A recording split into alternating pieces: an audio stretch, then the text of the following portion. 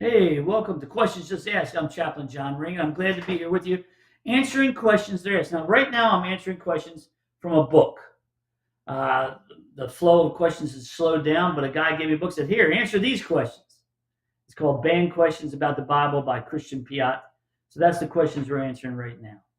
And I just want to skip this week's question to go on to next week's question. No, I'll tackle them because I promised people I would. Here's the question. Aren't women treated poorly throughout the Bible? Why would any intelligent modern woman today even want to read the Bible? Well, women are not treated as equals as today, that's for sure. And in some respect, they were treated poorly but not by God necessarily, but by the cultural context.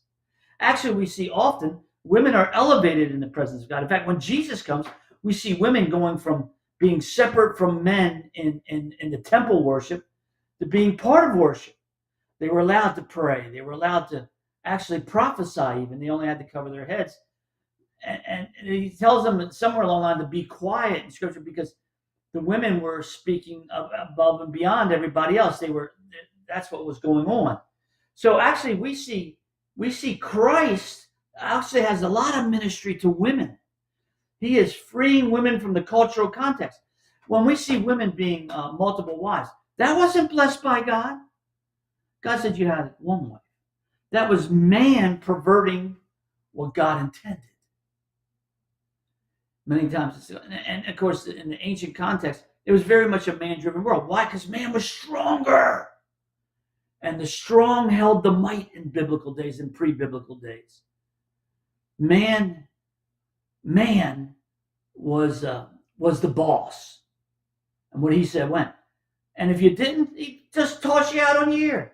Now, Jesus grants divorce, but he says, I hate divorce. God granted divorce, but he says, I hate divorce. Because why? A man was to take care of his wife. Later on, we see that really there's only two reasons for divorce, even though our culture allows plenty of others. See, man perverts the divorce decree by getting rid of her if she has bad breath or she can't cook. Huh. You could have divorced for any reasons in those times. That was not man applying the scripture truthfully. So Jesus comes along and says, I don't want you to divorce. And through Paul, he writes, there's only two reasons for a divorce. One is flat out adultery. It's such a betrayal.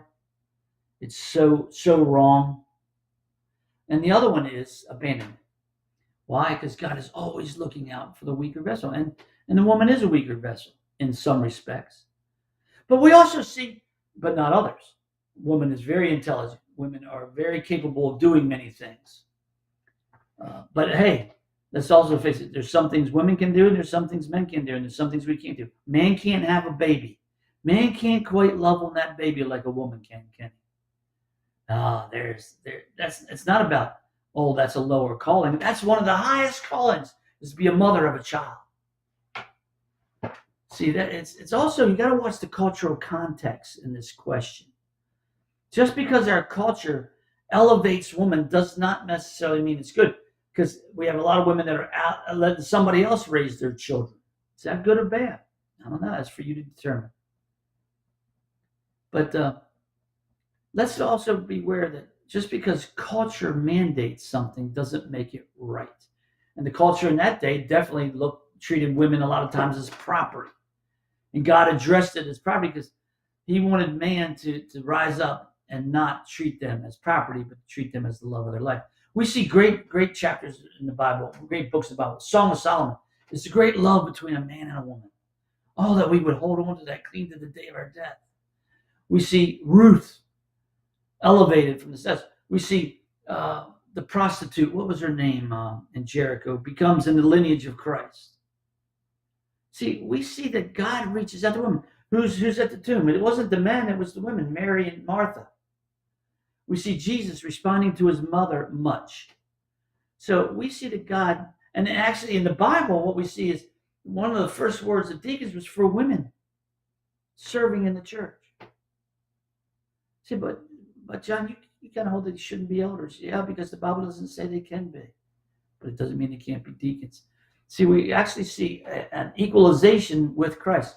And anybody that wants to take the Bible and say, I'm going to have authority over my wife, I'm going to have authority over a woman. By the way, it's not authority over a woman, it's authority over your wife. There's nowhere in Scripture that says man has authority over a woman. It's always about the man serving his God-given role and being the leader of his home. Sometimes women have to take that lead because men forfeit it. And that's a cultural issue. It's not a God issue. No. Yeah, the Bible does sometimes seem harsh on women, but it's a cultural issue, not a God issue. And we see that when Jesus comes and fulfills his calling, woman is elevated to be basically equal with man. It's kind of funny in the Bible.